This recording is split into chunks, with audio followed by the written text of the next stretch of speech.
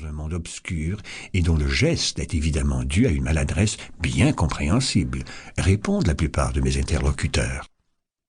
Mais alors, comment se fait-il que votre colère, que vous affirmiez à l'instant avoir été causée par la poussée, disparaisse complètement alors que cette poussée, elle, demeure?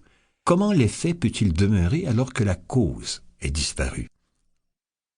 Pour répondre à cette question, examinez ce qui s'est passé dans votre esprit tout de suite après que vous ayez reçu la poussée. Quelle pensée est apparue dans votre esprit? Qu'est-ce que vous vous êtes dit?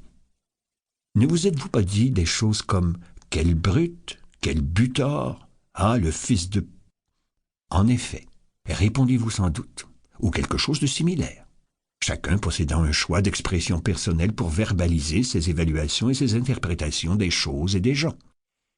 Mais quand vous avez constaté qu'il s'agissait d'un aveugle, qu'est-ce que vous vous êtes dit? Eh bien, des choses comme « c'est bien dommage, il n'a pas fait exprès ». Pauvre diable! Constatez-vous combien vos interprétations ont changé considérablement d'une partie de l'épisode à l'autre? Ne serait-il pas raisonnable de conclure que ce n'est pas la poussée qui a causé votre colère, mais que ce sont presque entièrement des phrases qu'avec la rapidité de la pensée, vous avez introduites dans votre esprit à l'occasion de cette poussée? Pensez aux réactions émotives différentes chez des personnes témoins du même événement. Votre femme, votre fils et vous regardez le même film à la télévision. Alors que l'héroïne est sur le point d'être sciée en deux dans le laboratoire de l'affreux docteur Mabuse, votre femme pousse un petit cri d'effroi. Vous êtes plein de colère contre ce sadique et votre fils de 10 ans s'intéresse vivement au diamètre de la scie.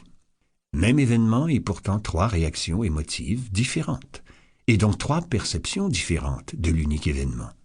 J'en conclurai que chacun des participants à cette expérience produit lui-même ses propres perceptions et ses propres idées à partir de ce qu'il est lui-même, de ses intérêts, de ses préjugés, de ses habitudes, de ses perceptions antérieures, et que la scène de cinéma ne sert que de déclencheur.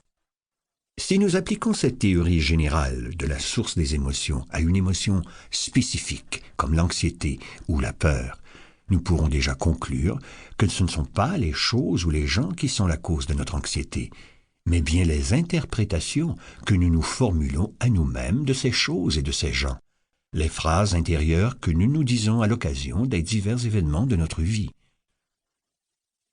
La source de l'anxiété.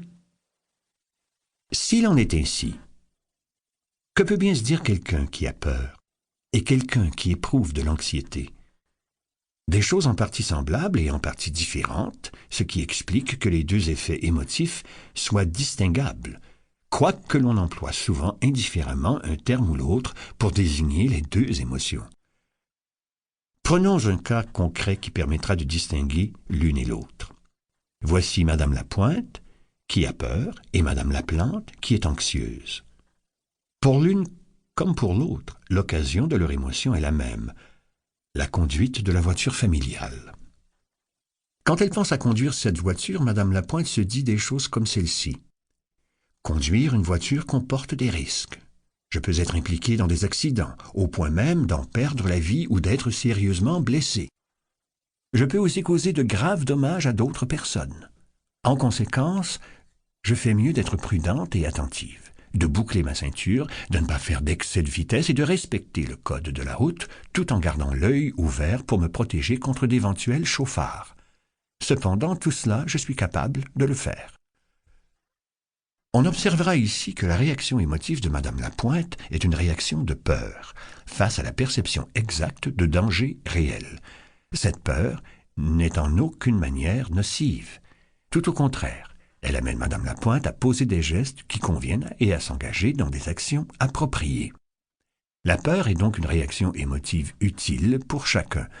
C'est elle qui, en bonne partie, explique notre survie. L'anxiété diffère de la peur en ce sens que la personne qui l'éprouve rajoute une description d'elle-même comme incompétente et incapable de faire face de façon constructive à un danger réel. C'est le cas de Madame Laplante, à l'occasion du même événement que constitue la conduite de l'automobile. Non seulement se dit-elle qu'il y a un danger réel et qu'elle ferait mieux d'être prudente, mais elle rajoute à peu près